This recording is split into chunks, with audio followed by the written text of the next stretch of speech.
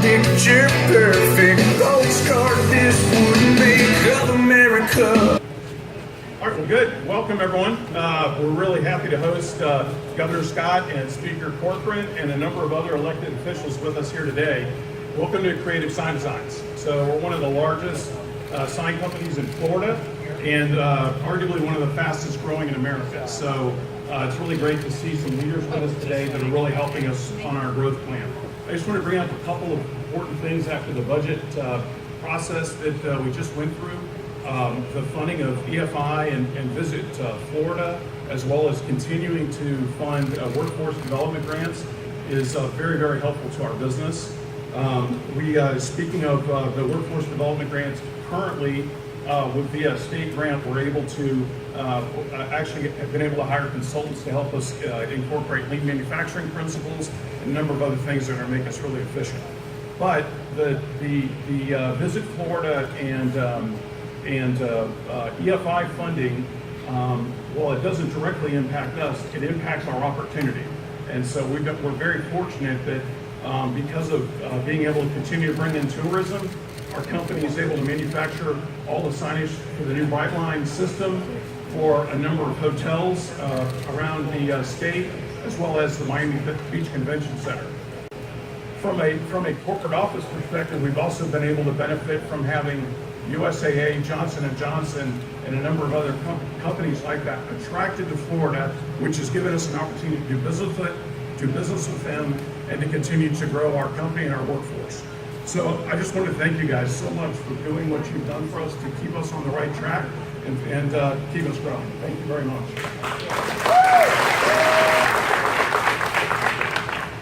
So Jamie and everybody at Creative Sign Designs, I want to congratulate you on all your success.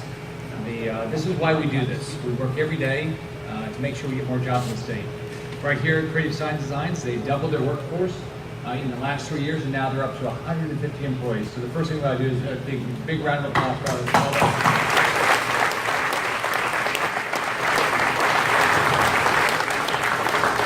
As I travel the state, what people tell me is they want a job. They want a job, they want their kids to get a great education, and they want to be safe. And so if you look at this legislative session, this special session, that's exactly what the legislature did. And so I want to thank Speaker Corcoran for being here. I want to thank, we have some other House members here. We've got Sean Harrison here, Jimmy Grant here, Chris Browse, and Jackie Toledo. I want to thank all of them for all their hard work. So everything, if you look at this legislative session, the general and the special session, the regular session and the special session, it was all about families. How do we make sure families can get a job? How can we improve their education system? That's what we did. So we have a lot of things to brag about. We've been traveling the state. The speaker and I have traveled the state. We started in Miami. We went to Palm Beach. We've been in Fort Myers, and we're here in Tampa. And I'll be going to Jacksonville. And what we're doing is we're talking about the success of this legislative session. The House and the Senate came together. All of it was for the benefit of Florida families. So let's talk about some of the highlights. All of us know the importance of funding K-12 education. We can brag about what we accomplished this year. Record funding for K-12 education, $100 more per student for K-12 education. So congratulations to the Speaker and everybody in the House and Senate for that success. Something that's been very important to the Speaker this year is we have to have accountability and we have the transparency when we spend government dollars. These are your tax dollars. It's not the government's money, it's taxpayers' money. So with Visit Florida, we fully funded Visit Florida with transparency and with accountability. And again, I want to thank the Speaker for that. On top of that, we have a new growth fund that works through the Department of Economic Opportunity, which will be focused on public infrastructure and job training. When we do that, we're going to see more jobs. We've been adding about 20,000 jobs a month in and month out. When you do that, you sell more signs. And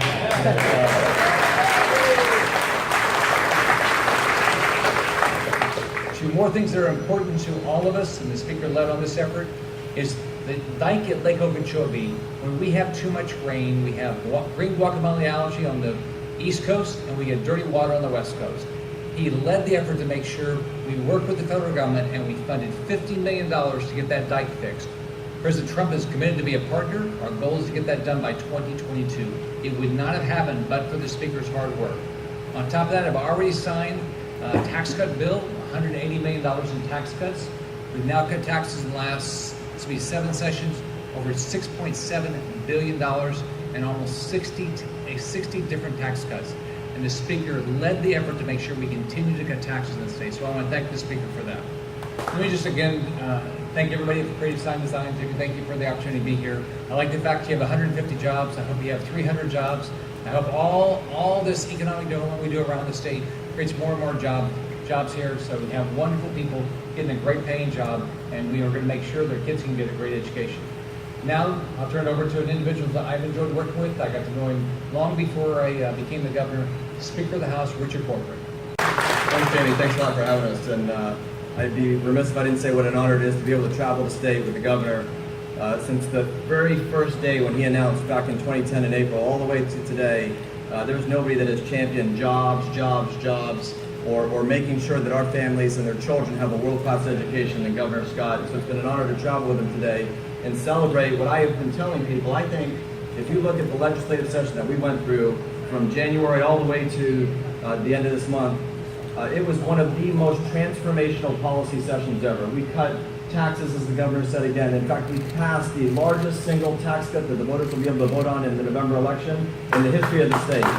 The governor continues to lead us down a path of deregulation and getting out of the backs and off the backs of small businesses and businesses, allow you guys to thrive, let you keep that money, invest in more capital, invest in more jobs and employees, and let our economy continue to grow.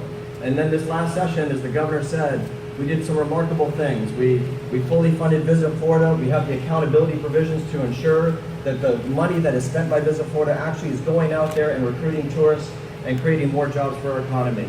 We also funded a brand new program in the Department of Economic Opportunity that frees up the governor and allows the governor to be the governor, go out there and figure out ways how he can help draw businesses here, keep businesses here, grow our jobs, and build it through infrastructure, build it through education, which affects everybody across the board, not just one specific entity. And so that's a landmark thing. I think you're going to see the other 49 states follow the governor's lead and go down that path of infrastructure and education and drawing businesses and keeping them here.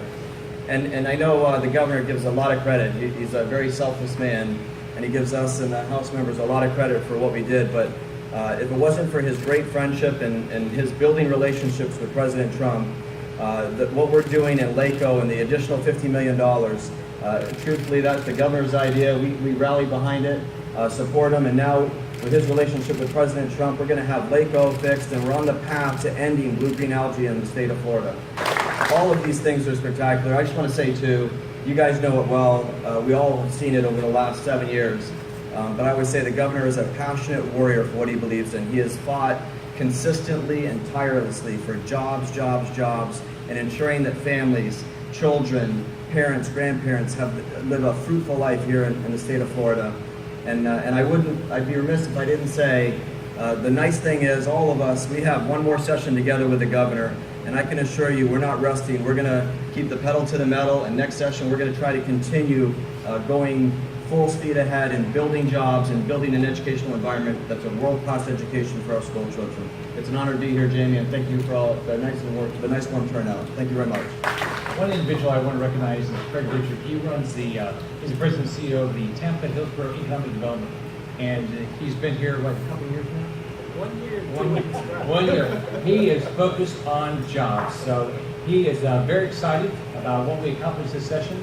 I know there's a lot of other individuals here that care about jobs, whether it's tourism-related jobs, which is 1 of every 6 jobs in the state, or other economic development, like getting companies like J&J to expand here. All of it helps all of our families. And when we get all these jobs here, we're adding about 20,000 jobs a month. We have more money in the state budget so we can improve our education system and do other good things for our families. So congratulations to everybody at Creative Sign Design. I hope you have 300 employees next time I get back here. Have a great day.